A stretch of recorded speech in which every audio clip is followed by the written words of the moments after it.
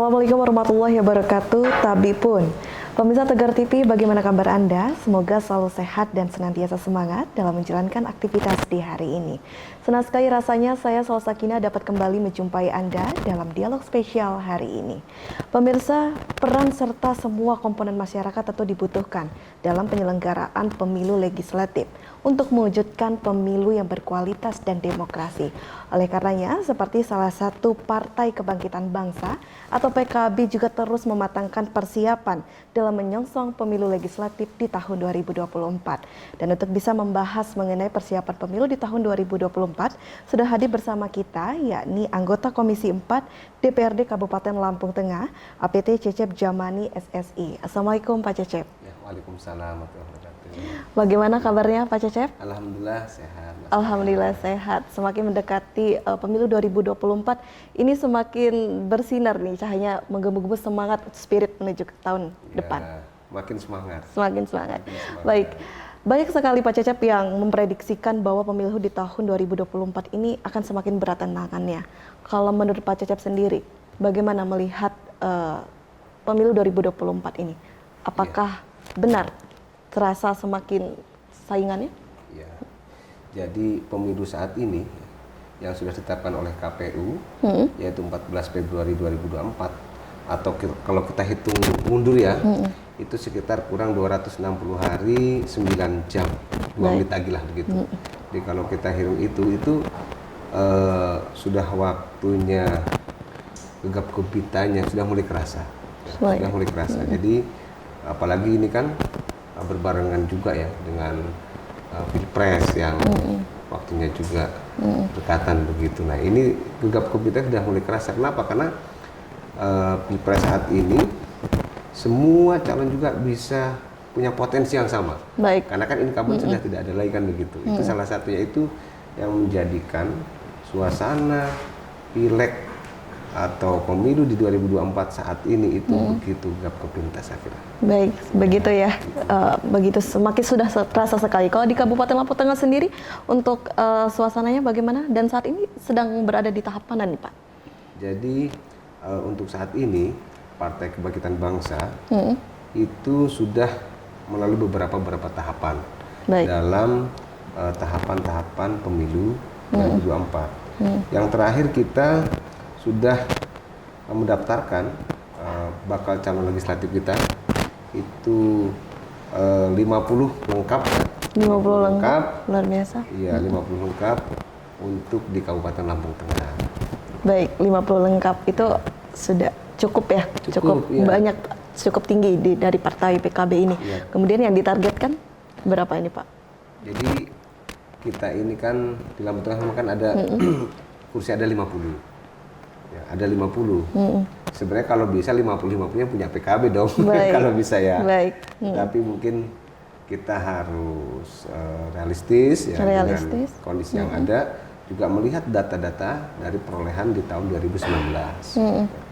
Ini sudah kita perhitungkan lah dari sisi satu calon-calon kita, kader-kader kita di Partai Kebangkitan Bangsa ini yang siap tempur. Siap tempur dengan apa ya? Dengan mensosialisasikan dirinya sehingga mereka bisa terpilih dan begitu disukai oleh masyarakat dan mereka akan menjadi wakil-wakil masyarakat. Baik. Gitu. Jadi yang sudah ditampilkan adalah kader-kader yang terbaik dari Partai PKB. Tapi ini belum menjawab. Jadi artinya 50 tuh yang akan ditargetkan untuk mendapatkan kursi. Pak. Ya kalau boleh 50-50-nya. Kalau bisa kita ambil semua. Diambil semua, tapi target realistisnya bagaimana nih ya, di sini Pak Cecep? Cecep? Kita kan di Lampung Tengah ini ada 5 dapil. Ada 5 dapil. Ada 5 dapil. Kita lihat semuanya terisi penuh. Ya. 5 dapil ini, dapil 1 itu ada 10 kursi. Kita siapkan 10 petempur.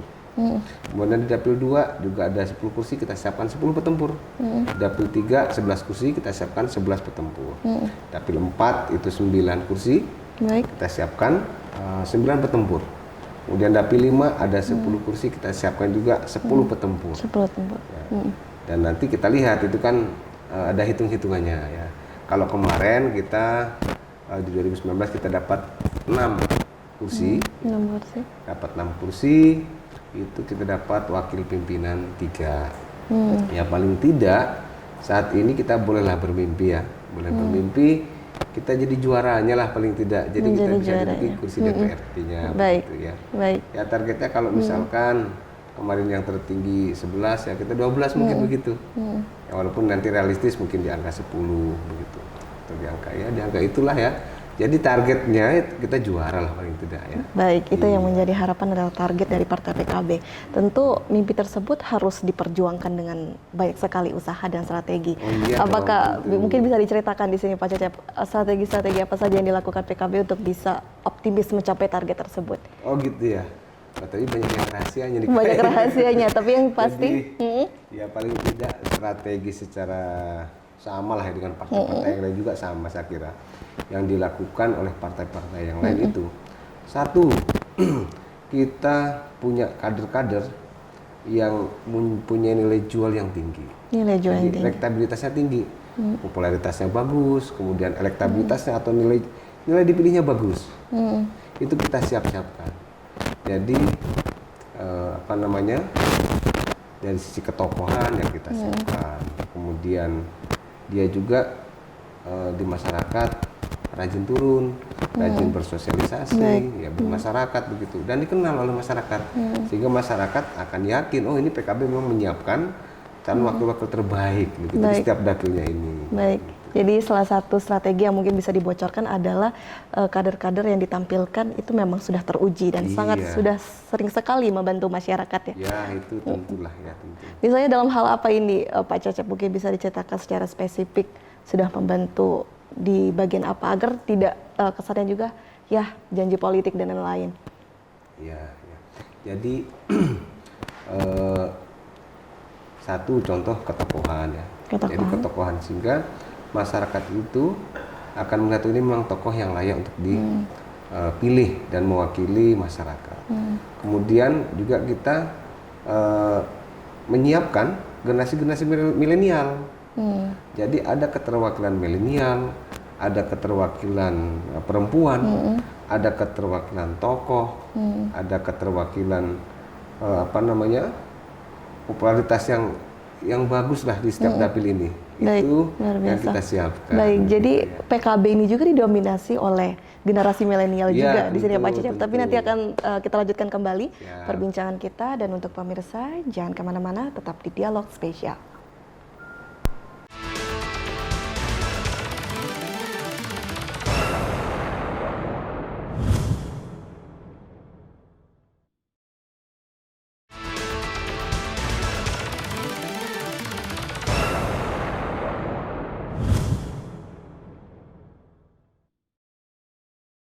Terima kasih pemirsa, Anda kembali menyaksikan Dialog Spesial, dan tentu saja kita masih berdialog bersama Pak Cecep Jamani dari DPRD Kabupaten Lampung Tengah. Baik Pak Cecep, kita lanjutkan kembali perbincangan kita. Tadi sempat terpotong mengenai bahwa dari Partai PKB ini banyak juga diisi oleh generasi milenial ya Pak ya? Iya betul. Baik, sudah berapa ini Pak didominasi oleh generasi milenial? Iya, jadi yang seperti saya katakan tadi, di Lampung Tengah ini ada 5 dapil. Ya. Salah satunya dapil 1 itu meliputi Gunung Sugih, kemudian Punggur, Kota Gajah, Seperti Raman, Seperti Banyak, dan Seperti. Ada 6 kecamatan. Nah itu setiap kecamatan kita isi, dan keterwakilan milenialnya saya kira cukup lumayan. Baik. Ya, cukup mewakili gitu, dan termasuk siapa milenial juga ini. Baik, termasuk milenial. Milenial generasi awal ya. Milenial generasi awal. Tapi boleh dicek itu IG saya followersnya berapa. Luar biasa. Ya, boleh dicek. Jadi di media sosial juga kita biasa familiar dengan media sosial ya.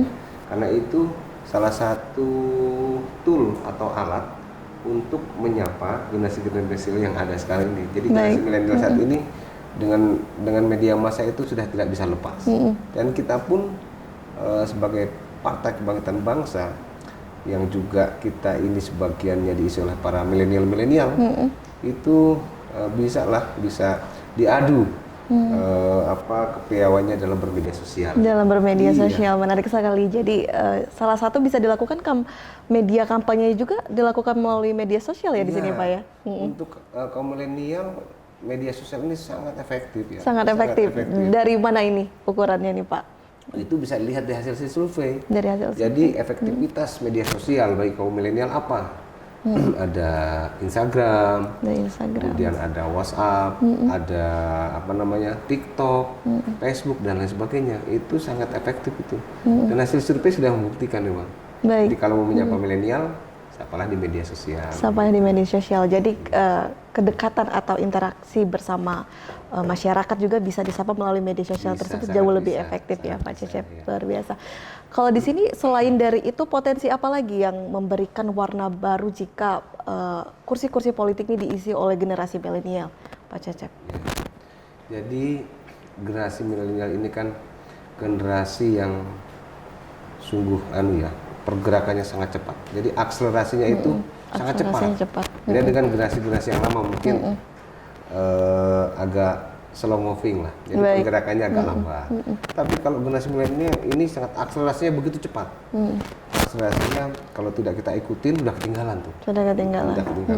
Nah ini sudah kita siapkan ini setiap dapil untuk mengikuti generasi milenial di masyarakat. Kita ikutin. Baik, itulah yang menjadi potensi karena melihat perkembangan zaman semakin cepat, jadi dibutuhkan juga sosok pemimpin yang cepat. Jadi PKB itu kita lengkap, sosok tokoh ada, kemudian keterwakilan kader ada, kemudian milenial juga ada, perempuan ada. Kemudian PKB bagaimana? Keterwakilan perempuan sudah memenuhi angka 30% Pak? Alhamdulillah. Bahkan lebih dari itu? Ya cukup lah ya. Cukup 30%? Ya cukup 30%. Cukup 30%. Dan itu kita mensupport lah memang. Jadi tidak ada, karena memang kan wajib ya. Wajib. Itu kita tunjukkan kita sumber dayanya cukup, 50 kursi kita isi 50 calon. Dan keterwakilannya juga 30%. Jadi kita bisa lihat di sini dapil 1 itu ada 10 kursi ya, itu 7 laki-laki, 3 perempuan. Kemudian dapil 2 itu ada 10 kursi, 7 laki-laki, 3 perempuan. Dapil 3 11 kursi, 7 laki-laki, 4 perempuan. Dapil 4 itu 9 kursi, itu 6 laki-laki, 3 perempuan. Dan dapil 5 10 kursi, 7 laki-laki, 3 perempuan. Semua dapil itu semua ada keterwakilan perempuan. Dan kalau kita lihat dari pembagiannya tetap dominan pria ya Pak di sini ya. Ada alasan khusus kah dari PKB pembagiannya seperti itu? Tidak sih, sebenarnya tidak dominan ya. Saya kira kita tetap ini. Tahun kemarin pun kita di 2019 ada kita keterwakilan perempuan. Tetap ada perempuan. Artinya kita terbuka. Jadi selama ada potensi perempuan yang mau maju di dapil tersebut, ya bisa lebih dari 30% pun tidak apa-apa. Gitu. Tidak mesti dominan laki-laki. Tapi memang potensial, karena kan ini kita targetnya untuk tempur lah, untuk mendapatkan jumlah kursi yang maksimal gitu. Ya siapapun yang bisa tempur, baik laki maupun perempuan, saya kira sama. Ya. Baik, sebetulnya sama untuk kadarnya. Dan tadi Pak Cecep selalu bicara mengenai potensi-potensi. Sebenarnya kalau melihat keterlibatan perempuan dalam kursi politik ini sebenarnya ada potensi ya. Apakah ada kelebihan dibandingkan mungkin dari pria? Oh iya dong ya, itu masalah keterwakilan perempuan ya, atau potensi perempuan saya kira luar biasa. Dalam hadis pun itu dikatakan oleh Rasulullah itu perempuan 3 kali. Baik. Iya, jadi umuka baru abika. Jadi ibumu baru laki-laki. Itu pasti banyak kelebihan. Contohnya apa? Perempuan itu telaten, ya. Baik. Telaten, kemudian teliti, teliti. Mungkin laki-laki nggak begitu teliti dan nggak begitu telaten. Tapi kalau perempuan sudah telaten dan teliti, itu bedanya. Telaten dan kalau teliti. Kalau yang tenaga bolehlah perempuan, apa laki-laki. Kalau perempuan kan tenaga kurang. Gitu. Baik.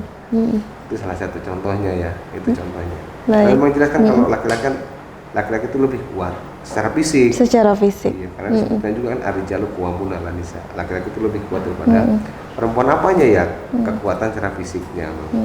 Dan itu harus saling mengisi dan saling mensupport. Jadi apa yang kurang dari laki-laki diisi oleh perempuan dan apa yang kurang dari perempuan diisi oleh laki-laki. Intinya begitu. Tujuannya keterwakilan ini adalah sama-sama saling mengisi.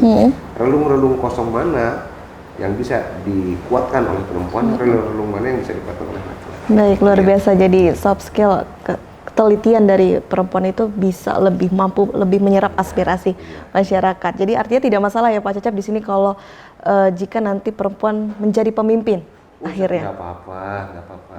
Iya. Baik, apakah dari sejarah PKB sudah pernah melahirkan pemimpin dari perempuan? Udah saat ini kan di Lampung ini ya, ini diketuai oleh beliau Haja Husni Halim PhD. Baik.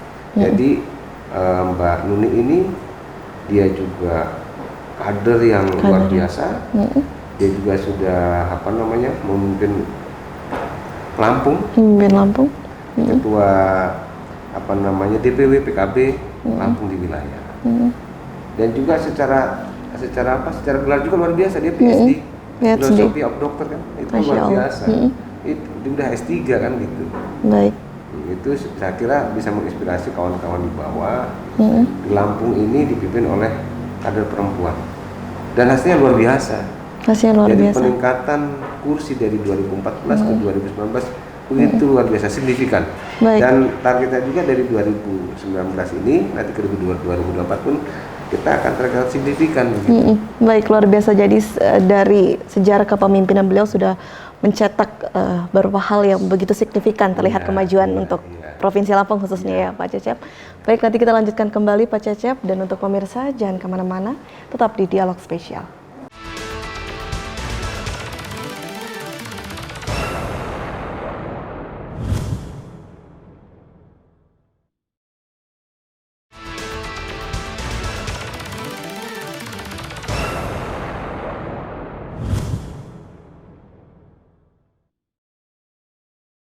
Terima kasih pemirsa, Anda kembali menyaksikan Dialog Spesial dan kita masih membahas mengenai Partai Kebangkitan Bangsa atau PKB khususnya pada kaderisasi.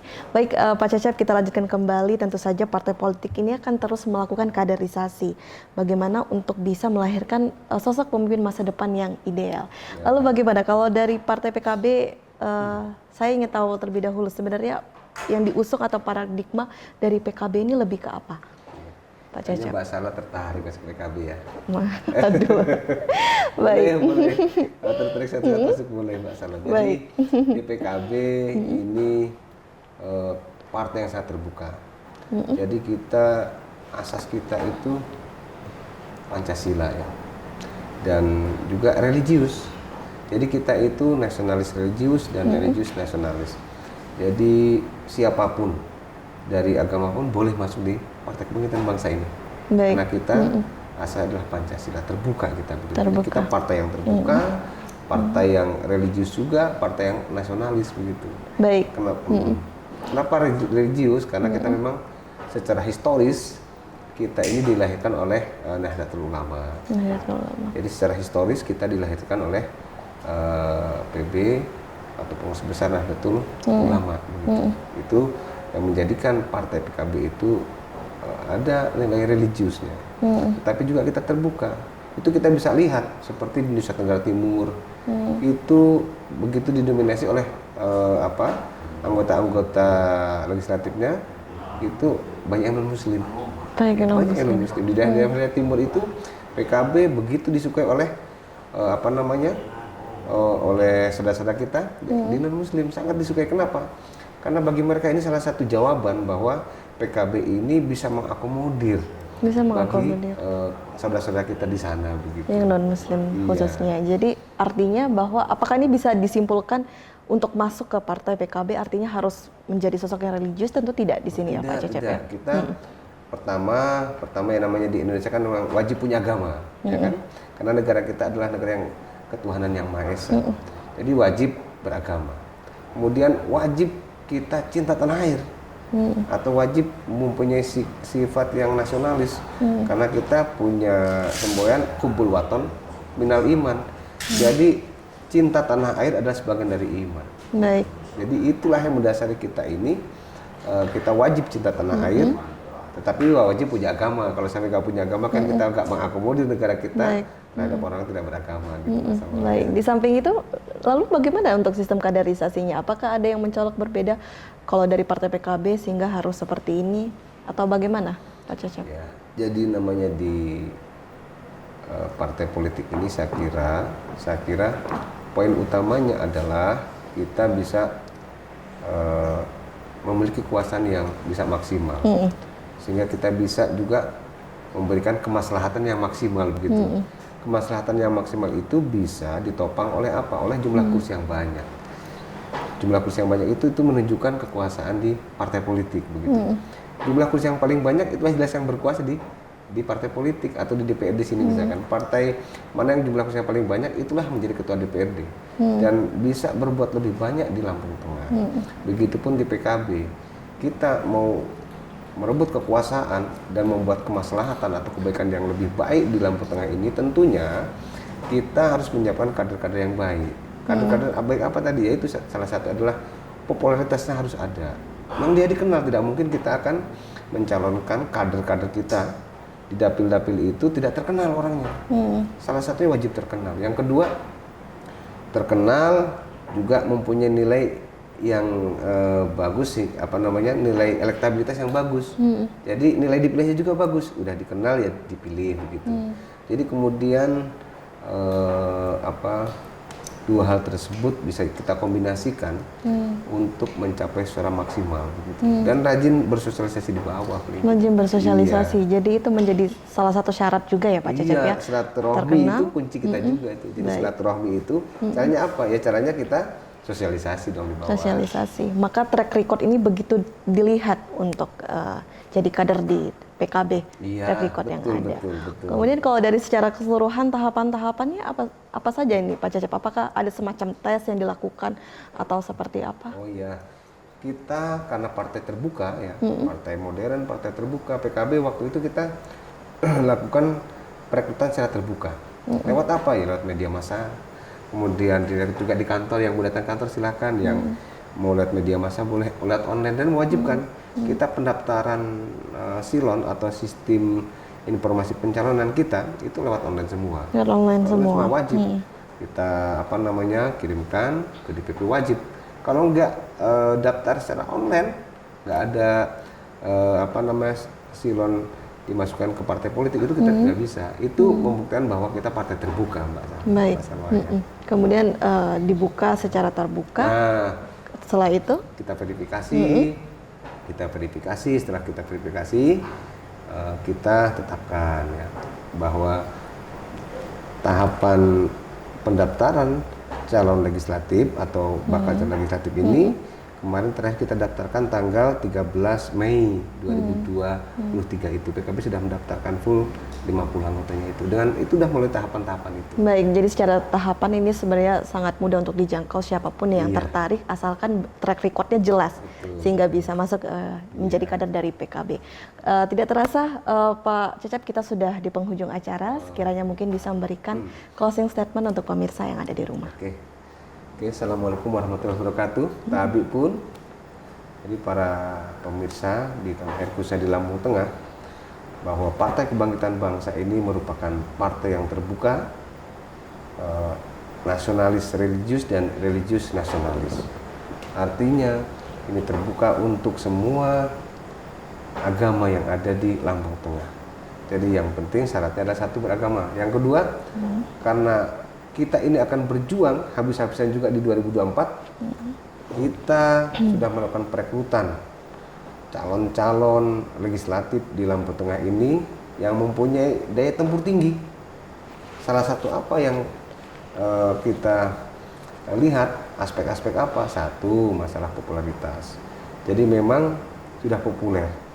Kita di tiap dapil kita pasangkan petempur-petempur kita yang sudah dikenal oleh masyarakat. Karena bagaimana mau dipilih kalau tidak dikenal oleh masyarakat. Kemudian juga mempunyai nilai pilih yang tinggi. Jadi selain terkenal juga mempunyai nilai pilih yang tinggi. Biasanya apa? Biasanya satu, karena mereka memang sering berbuat baik di bawah, sering sosialisasi di bawah. Kemudian juga kita siapkan generasi-generasi milenial ini, keterwakilan generasi-generasi milenial, sehingga kita bisa menyapa generasi milenial baik secara media sosial maupun secara langsung. Juga keterwakilan perempuan. Alhamdulillah PKB untuk pemilu 2024 ini sudah kita siapkan. Juga keterwakilan perempuan sudah tercukupi 30%, dan itu pun tidak hanya tercukupi, tapi mereka pun merupakan perwakilan perempuan-perempuan di Lampung Tengah yang terbaik, saya kira. Mungkin itu saja dari kami, yang Pak Salwa. Baik, terima kasih Pak Cecep. Semoga sukses dan sehat selalu menyongsong pemilu di tahun 2024. Dan tak lupa saya ucapkan terima kasih juga untuk pemirsa yang ada di rumah. Kita doakan semoga Partai Kebangkitan Bangsa atau PKB dapat menciptakan kader yang ideal yang mampu memperjuangkan aspirasi masyarakat dan memahami visi dari Partai PKB.